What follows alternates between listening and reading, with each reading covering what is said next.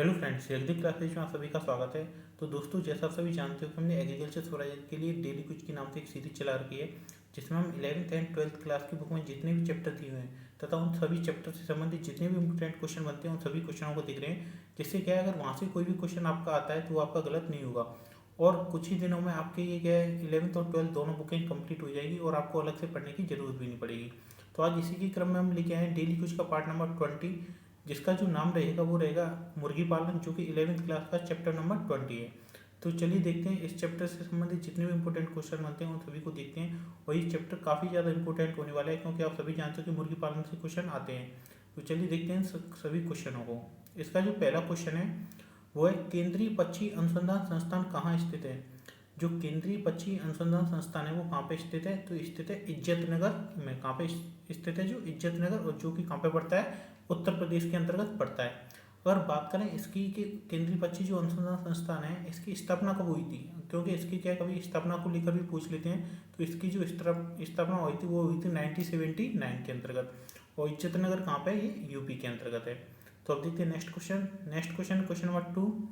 भारत में मुर्गी पालन सर्वाधिक किस राज्य में होता है। जो भारत में सर्वाधिक मुर्गी पालन करते हैं वो हम किस राज्य में करते हैं, तो ये कहाँ पे होता है सबसे ज़्यादा, ये होता है आंध्र प्रदेश में। तो दो का option D is right answer. अब देखते हैं क्वेश्चन नंबर 3। राजस्थान में पशुपालन निदेशालय कहाँ स्थित है। जो पशुपालन निदेशालय है राजस्थान में वो कहाँ पे स्थित है, तो ये स्थित है जयपुर में। कहाँ पे स्थित है, जयपुर में। तो 3 का option A is right answer. Jaipur में कहाँ पे स्थित है, ये टोंक रोड में। अब देखते हैं नेक्स्ट क्वेश्चन है क्वेश्चन नंबर 4।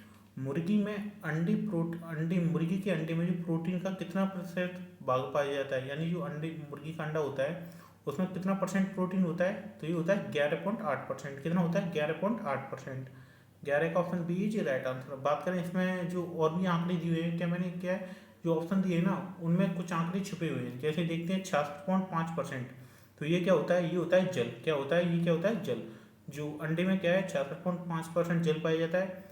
और जो 11% पाया जाता है ये क्या पाया जाता है, बसा। क्या पाया जाता है, बसा।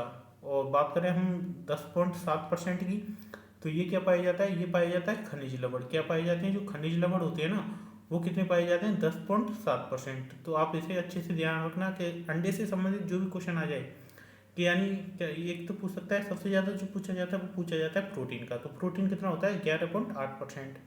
और बात करें इसमें जल की, तो जल की मात्रा कितनी होती है, 66.5%। और बात करें इसमें वसा की जो फैट परसेंटेज है वो कितना होता है, 11। और जो 10.7% होता है वो क्या होता है इसमें, खनिज। तो आप इसका स्क्रीनशॉट ले सकते हो, क्योंकि काफ़ी ज़्यादा इंपॉर्टेंट आंकड़ा है, यहाँ से एक क्वेश्चन आपका बन सकता है। अब देखते हैं नेक्स्ट क्वेश्चन है क्वेश्चन नंबर 5। मुर्गी के एक अंडे का औसत भार कितना होता है। ये तो आप सभी जानते होंगे, 58 ग्राम क्या होता है मुर्गी के एक अंडे का भार होता है। तो 5 का option A is right answer. अब देखते हैं नेक्स्ट क्वेश्चन है क्वेश्चन नंबर 6। एक अंडे से कितनी कैलोरी ऊर्जा प्राप्त होती है। जो एक अंडा होता है उससे हम कितनी कैलोरी ऊर्जा प्राप्त कर सकते हैं, तो ये कर सकते हैं 80 कैलोरी। कितनी कर सकते हैं, 80 कैलोरी। तो 6 का option A is right answer. बात करें नेक्स्ट क्वेश्चन देखते हैं। मुर्गी के अंडे से चूजे प्राप्त करने के लिए कितनी मुर्गियों पर एक मुर्गा रखना चाहिए। यानी आपको मुर्गी के जो अंडे से अगर चूजा प्राप्त करना है, यानी उससे और मुर्गे या मुर्गियाँ प्राप्त करना है, तो आपको क्या है साथ में एक मुर्गा रखना पड़ता है। नहीं तो क्या है, वो जो मुर्गे अंडे होंगे ना वो उनमें नॉर्मल अंडे होंगे जिन्हें हम खाने के लिए यूज में करते हैं, उनसे क्या है चूजे नहीं निकलते हैं। तो चूजे निकलने के लिए हमें क्या करते हैं, जो मुर्गियाँ होती हैं ना उनके साथ मुर्गा रख देते हैं। तो कितनी मुर्गियों पर रखा जाता है, तो 10 मुर्गियों पर एक अंडा रखा जाता है। तो 7 का option B is right answer. और बात करें कभी क्या है, ये अनुपात पूछ लेता है कि कितना अनुपात रखते हैं, तो अनुपात कितना हो जाएगा, 10:1। ये अनुपात हमें अच्छे से याद रख लेना है, क्योंकि इससे क्या है क्वेश्चन बन सकता है। नेक्स्ट क्वेश्चन देखते हैं। नेक्स्ट क्वेश्चन है question number 8। Rhode Island red मुर्गी का उत्पत्ति स्थान है। जो रोड आइलैंड रेड मुर्गी होती है उसका जो उत्पत्ति स्थान है वो क्या है, तो इसका जो उत्पत्ति स्थान है वो है अमेरिका। क्या है, अमेरिका। तो 8 का option D is right answer. Next question देखते हैं। नेक्स्ट क्वेश्चन है क्वेश्चन नंबर 9। व्हाइट लेगॉन मुर्गी का उत्पत्ति स्थान है। जो व्हाइट लेगॉन मुर्गी का उत्पत्ति स्थान है वो कौन सा है, तो ये इटली। कौन सा है, इटली। तो 9 का option A is right answer. तो बात करते हैं इसमें जो भारत में ये व्हाइट लेगॉन आई थी ना, तो वो कब आई थी, 1920 के अंतर्गत। यानी भारत में इसका जो लाया गया था व्हाइट लेगॉन को, तो वो लाया गया था 1920 में। और ये सबसे ज़्यादा अंडा उत्पादन देती है, ये भी आपको पता होगा। और एक ईयर में ये कितने अंडे देती है अगर पूछ लेता है ना, तो 240 से 250 की समथिंग ये अंडे देती है व्हाइट लेगॉन। तो इसकी जो उत्पादन क्षमता होती है वो कितनी होती है, 240 से 250 अंडे पर मुर्गी पर ईयर। तो ये भी आपको अच्छे से याद रख लेना है। वैसे तो इसका उत्पत्ति स्थान ही पूछते हैं तो वो क्या है, इटली है, लेकिन अगर ये पूछ ले थोड़ा सा डीप में चले जाए तो भारत में कब आई थी, तो आई थी 1920 में। ये भी आपको अच्छे से याद रख लेना है। नेक्स्ट क्वेश्चन देखते हैं। Next question, question number 10, red Cornish मुर्गी का उत्पत्ति स्थान है। जो रेड कॉर्निश मुर्गी है ना, उसका जो उत्पत्ति स्थान है तो ये कौन सा है, ये इंग्लैंड। कौन सा है, इंग्लैंड। तो 10 का option D is right answer. जो तीनों मुर्गी है ना, उनका सभी को मैंने उत्पत्ति स्थान बता दिया है। ये आपको अच्छे से याद रख लेना है, क्योंकि कभी कभी उत्पत्ति स्थान से भी पूछ लेता है। और एक बार आ भी चुका है कि जो वाइल्ड लेगॉन है उसका उत्पत्ति स्थान कौन सा है, इटली। ये आ भी चुका है।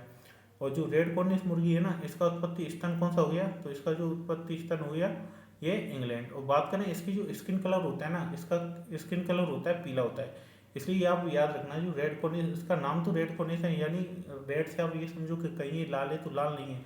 अगर क्वेश्चन बन सकता है तो ये यहाँ पे क्या है, कई लड़के उसको क्या है गलत करके आ सकते हैं। इसका आपको कलर याद रखना है। तो ये इसका जो कलर होता है वो कौन सा होता है, पीला होता है।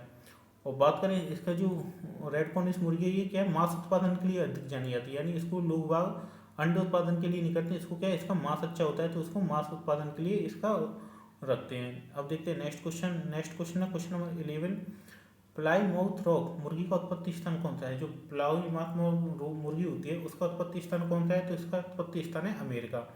और ये भी जो है ना मुर्गी, ये खासकर मांस के लिए ही रखी जाती है। अब देखते हैं नेक्स्ट क्वेश्चन। नेक्स्ट क्वेश्चन है क्वेश्चन नंबर 12, अंडे की कवच में कितना प्रतिशत कैल्शियम कार्बोनेट होता है। जो अंडे का कवच होता है उसमें कितना परसेंट कैल्शियम कार्बोनेट होता है, तो ये होता है आपका 94%। कितना होता है, 94%। तो 12 का option D is right answer. जो कवच, इसमें क्या है, जो कवच के बारे में पूछा है, ना कि पूरे अंडे के बारे में। जो अंडे का ऊपरी कवच होता है ना, सफ़ेद सफ़ेद, उसमें पूछा है, तो इसमें कितना होता है, 94% कैल्शियम कार्बोनेट। अब देखते हैं next question. Next question, question number 13, मुर्गियों की किस बीमारी को न्यू कैसल डिजीज या न्यू कैसल रोग के नाम से जाना जाता है, तो ये जाना जाता है रानीखेत। किसको, रानीखेत को। तो 13 का option A is right answer. अब देखते हैं नेक्स्ट क्वेश्चन। नेक्स्ट क्वेश्चन है क्वेश्चन नंबर 14, रानीखेत बीमारी में मुर्गी के शरीर का कौन सा अंग प्रभावित होता है। जो रानीखेत बीमारी ये होती है ना मुर्गियों में, उसमें शरीर का वो कौन सा अंग सबसे ज़्यादा प्रभावित होता है, तो ये होता है श्वसन तंत्र और तंत्रिका तंत्र। ये दोनों ही क्या है, उसमें रानीखेत बीमारी में प्रभावित होती है। तो 14 का option C is right answer. और बात करें फ्रेंड्स, इस जो क्वेश्चन है ना, ये क्वेश्चन आपका इतना ज़्यादा इंपॉर्टेंट है, ये कई बार पेपर में आ चुका है कि जो रानीखेत बीमारी है, न्यूकैसल डिजीज है, इसमें कौन सा अंग सबसे ज़्यादा प्रभावित होता है, तो ये होता है श्वसन तंत्र और तंत्रिका तंत्र। अब देखते हैं नेक्स्ट क्वेश्चन। नेक्स्ट क्वेश्चन है क्वेश्चन नंबर 15, रानीखेत बीमारी किस वायरस से फैलती है। जो रानीखेत बीमारी होती है वो किस वायरस से फैलती है, तो ये क्वेश्चन क्या है, मोस्टली ऐसे पूछा जाता है, यानी कि कौन सी बीमारी किससे फैलती है, रानीखेत बीमारी किससे फैलती है, तो वायरस आ जाएगा, जीवाणु आ जाएगा, प्रोटोजो आ जाएगा, ऑप्शन में दे देंगे। तो हम सबको याद रखना है कि पहले ही तो ये सबसे पहले याद रखना है कि रानीखेत बीमारी कैसे फैलती है, तो ये फैलती है वायरस से। और दूसरी चीज़ याद रखनी है, अगर वायरस का पूछ ले तो कौन सी वायरस से फैलती है, तो ये फैलती है पैरामिक्सो वायरस टाइप फर्स्ट से। कैसे फैलती है, पैरामिक्सो वायरस टाइप फर्स्ट से। अब देखते हैं नेक्स्ट क्वेश्चन। नेक्स्ट क्वेश्चन है क्वेश्चन नंबर 16, मुर्गियों में चेचक किस वायरस से फैलता है। जो मुर्गियों में चेचक फैलता है ना, तो वो किस वायरस से फैलता है, तो ये फैलता है बोरीलियोटा एवियम। कैसे फैलता है, बोरीलियोटा एवियम से। तो 16 का option A is right answer. बात करें जो बोरेलियोटा मेलिग्रेडिस है, ये किस में फैलता है, तो ये फैलता है जो टर्की होती है ना उनमें। और जो बोरेलियोटा कोलुम्बी इसलिए किस में फैलता है, तो ये फैलता है कबूतरों में।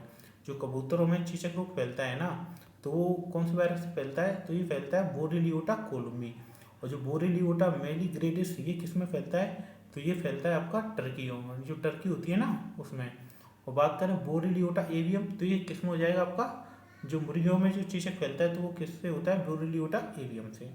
अब देखते हैं next question. Next question question number 17, मुर्गियों में खूनी पेचिश किससे फैलता है। मुर्गियों में जो खूनी पेचिश होता है वो किससे फैलता है, तो ये फैलता है प्रोटोजुआ से। किससे फैलता है, प्रोटोजुआ से। 17 का ऑप्शन सी इज, एक सेकेंड, 17 का option C is right answer. और बात करें जो खूनी पेचिश है ना, इसको हम जो कॉक्सीडियस रोग है उसके नाम से भी जानते हैं। अब देखते हैं नेक्स्ट क्वेश्चन। नेक्स्ट क्वेश्चन है क्वेश्चन नंबर 18, प्राचीन काल में लड़ाई के लिए मुर्गी की कौन सी नस्ल पाली जाती थी। यानी जब प्राचीन काल में क्या है, तो आप जानते हो कि जो राजा महाराजा होते थे वो खेल खिलाते थे, या फिर जो वैसे लोग होते थे, सट्टे वाले लोग होते थे, वो खेल खिलाते थे और फिर रुपये वहाँ से लेते थे। तो उनमें क्या है, मुर्गियों के द्वारा भी खेल खिलाया जाता था। तो मुर्गी के लिए कौन सी ऐसी नस्ल थी जिससे क्या ये खेल खिलाते थे, ये थी असील। कौन सी थी, असील। तो 18 का option C is right answer. और बात करें इस कड़कनाथ की, एक विशेषता है कि इसका जो मांस होता है ना, वो कौन सा होता है, काला होता है। किस कलर का होता है ये, इसका जो मांस होता है वो काले कलर का होता है। और फ्रेंड्स यहाँ पे आपको थोड़ा सा दिख रहा होगा कि राइटिंग ऐसी आ रही है क्योंकि मैं क्या हाथ से बना रहा हूँ। अभी मेरे पास जो पेन टैब होता है, जो लिखते हैं पेन से, वो है नहीं। वो जैसे ही आ जाएगा तो जो मैं लिखता हूँ वो बिल्कुल आपको साफ दिखेगा। आप, मैं जो बोलता हूँ आप उससे थोड़ा सा समझ लिए करें, क्योंकि पेन टैब आ जाएगा फिर तो क्या सही हो जाएगा। लेकिन अभी इतना थोड़ा बजट नहीं है कि वो लेके आऊँ, तो अभी क्या आप थोड़ा सा मैनेज कर लेना। अब देखते हैं नेक्स्ट क्वेश्चन। नेक्स्ट क्वेश्चन है क्वेश्चन नंबर 90। मुर्गियों हेतु आवास की विस्तृत प्रणाली में रैन बसेरे में प्रति मुर्गी स्थान दिया जाता है। जो मुर्गियों हेतु आवास की विस्तृत प्रणाली होती है उसमें जो रैन बसेरा होता है उसमें प्रति मुर्गी स्थान दिया जाता है, तो वो कितना दिया जाता है, एक, ये दिया जाता है 1 वर्ग फुट। तो 19 का ऑप्शन एक इज राइट आंसर। अब देखते हैं नेक्स्ट क्वेश्चन। नेक्स्ट क्वेश्चन है क्वेश्चन नंबर 20। अंडे की जर्दी को मध्य में रखने का कार्य करता है। जो अंडे की जर्दी को मध्य में रखने का कार्य करता है, तो ये कौन करता है, तो ये करता है श्वेतक रज्जु या चैलीजा। कौन करता है, श्वेतक रज्जु या चैलीजा। ये क्वेश्चन भी काफ़ी ज़्यादा इंपॉर्टेंट है क्योंकि अंडे की जो जर्दी होती है ना उसको मध्य में कौन रखता है, तो ये रखता है श्वेतक रज्जु या चैलीजा। अब देखते हैं नेक्स्ट। तो ये क्वेश्चन फ्रेंड्स आपके लिए, जिसका जवाब आपको कमेंट बॉक्स में देना है। अंडा उत्पादन के लिए मुर्गी की सबसे अच्छी नस्ल है। ये क्वेश्चन काफ़ी सिंपल है, इसलिए इसका आंसर आप सभी को देना ही देना है। तो अब मिलते हैं फ्रेंड्स नेक्स्ट वीडियो में एक नई क्विज के साथ। और आज यहाँ पे हमारा जो 11th क्लास का चैप्टर है वो बिल्कुल कंप्लीट हो चुके हैं। अब हम कल से करेंगे, 12th क्लास की बुक है ना उसमें पहले चैप्टर से स्टार्ट कर देंगे। 11th क्लास की बुक को हम बिल्कुल कंप्लीट कर चुके हैं। उम्मीद करता हूँ यहाँ से जितने भी, अगर आपने सारी वीडियो देखी होगी ना, तो शायद ही कोई यहाँ से एक आधी क्वेश्चन होगा जो 11th क्लास से बाहर जाएगा। ये कोई क्वेश्चन आपका बाहर जाने वाला नहीं, क्योंकि जितने भी इंपॉर्टेंट क्वेश्चन बनते हैं ना वो सभी क्वेश्चन मैंने इसी क्विज के माध्यम से करा दिए हैं। इसकी आपकी 20 वीडियो हैं जो आप हमारी playlist agriculture supervisor daily quiz में जाकर देख सकते हो। और कल से आपकी 12th क्लास जो है वो स्टार्ट हो जाएगी, और वो आपकी इतनी ज़्यादा इंपॉर्टेंट है कि आप खुद पढ़ के आए होंगे, आप समझ सकते हो कि 12th में कितना ज़्यादा बेटर दिया है। उसको हम काफ़ी अच्छे से डिस्कस करेंगे। आप बस हमारे साथ बने रहिएगा और इस वीडियो को थोड़ा सा अपने फ्रेंड्स में भी शेयर करना, जिससे क्या उनको भी ये जो टॉपिक है उनके बारे में अच्छे से जानकारी हो सके। तो थैंक यू फ्रेंड्स, मिलते हैं नेक्स्ट वीडियो में। जय हिंद, जय भारत।